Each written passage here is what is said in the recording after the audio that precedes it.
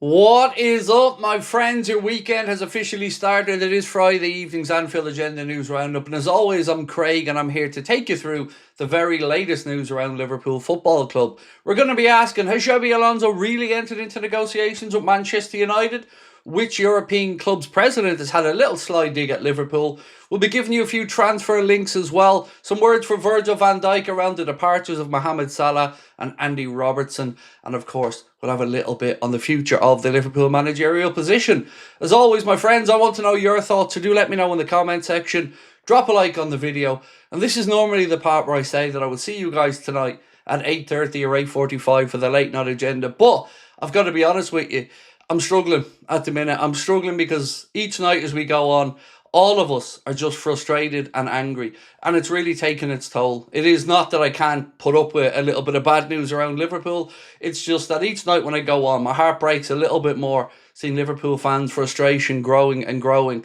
And if I don't take a little beat now before the game tomorrow, I really don't know if I'll be able for it. So I got to take a little break tonight. I'll see you guys back tomorrow for the match. We'll be starting our coverage from 4:15 p.m. And again, this is purely just down to how draining it is for everybody at the minute. Each night when I go on, I come on with trying to have a positive attitude, but I'm met by fans who are equally as frustrated as I am, and it really breaks my heart to see Liverpool fans in this way. So I'm just going to try sort my head out a little bit tonight, and as I mentioned, I'll be back here tomorrow to enjoy the match with you guys, and we'll take you through everything with our match reaction, player ratings video, and everything else you would expect here on a match day. Appreciate your support on this one, and let's get stuck into the news. Right. So we're going to start off with that slight little dig that we've spoken about, and it comes from the new president of Olympique Marseille. Don't really know why Liverpool had to be dragged into this conversation, but this is what they had to say. I'm not going to criticise what was done before. Olympique Marseille is part of a small club that must play in the Champions League every year. That is to say, the top three. It's not a question of resources. We see clubs which invest a lot for average results, like Liverpool, which have invested €480 million last summer. I mean, he's not wrong. We did invest a lot of money and the results have been average this year, but hopefully this is a long-term strategy from Liverpool and that money will look like value spent in the years to come. Now, Andy Robertson. Let's talk about Andy Robertson's future. Of course, yesterday Robbo announced that he's departing the club at the end of the season, and we all wish Andy nothing but the best. And again, thank you so much for incredible 9 years of service to the club. David Ornstein today has said Spurs are in pole position to sign Andy Robertson this summer, subject to retaining Premier League status.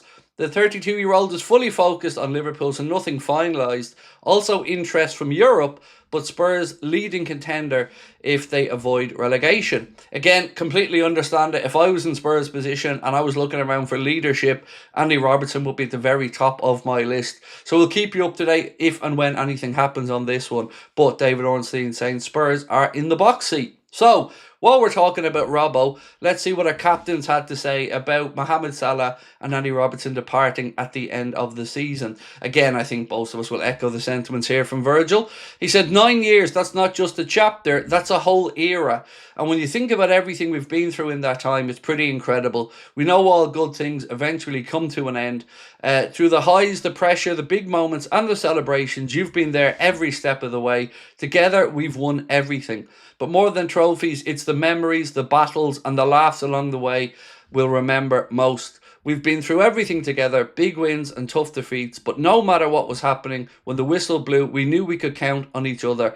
You've both been more than teammates, leaders, brothers, and men we can always count on when it mattered most. So thank you both for the effort, the commitment, the laughs and the memories. Thank you for helping us win everything and for making the journey even better along the way. You came as teammates, you leave as legends, and more importantly, you leave as family. Normally, I would be pushing back on Virgil talking a lot lately because, too much talking, not enough action on the pitch. But how can I do anything other than acknowledge that and, again, back up exactly what Virgil has said. Mohamed Salah, Andy Robertson, both leaving as legends and, as Virg said, part of the Liverpool family as well. Right.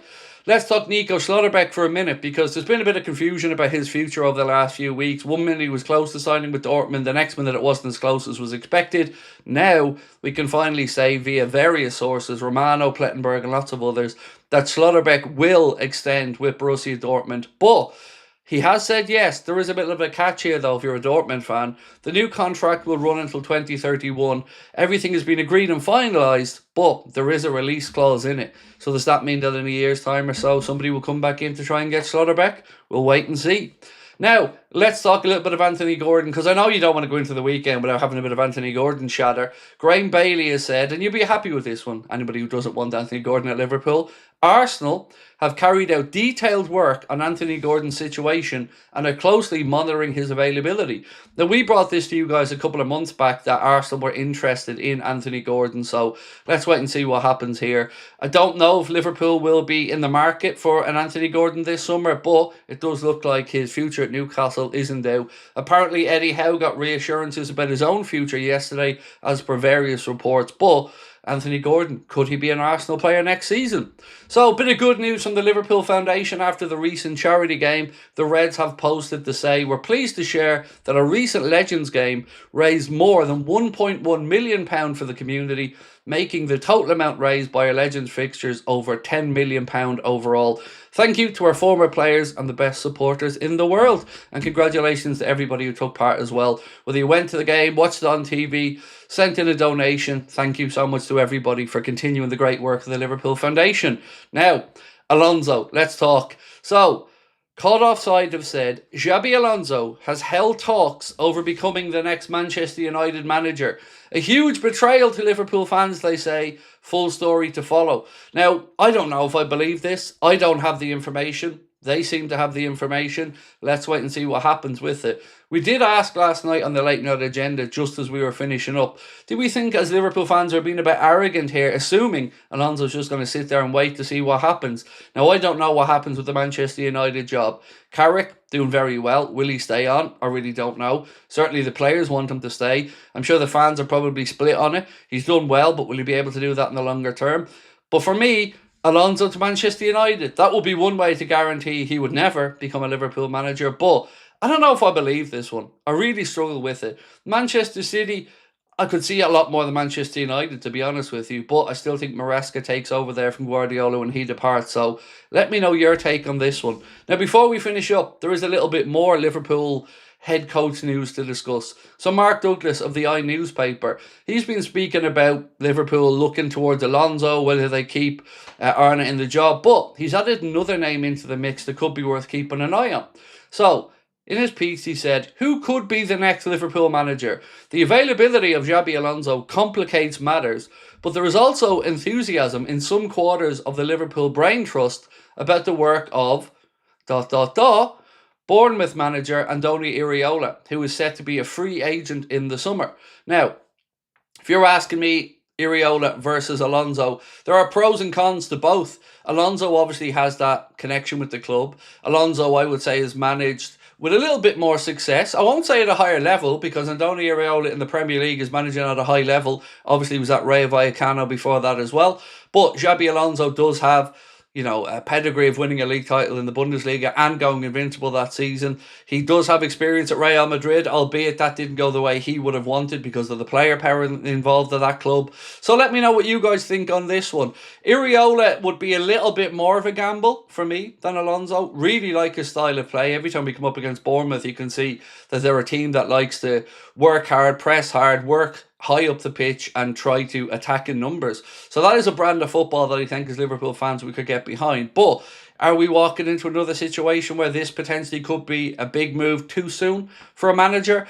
I'm really stuck on this one because I'm kind of on the fence with it. Hand on heart though, I think I'd probably rather go down the Xabi Alonso route than Andoni Iraola, but certainly a very credible name to throw into the mix. Again though, my big fear is this a step too far for the likes of Iraola at this stage of his career? It's one thing managing Bournemouth and Rayo Vallecano, albeit with good success at both clubs.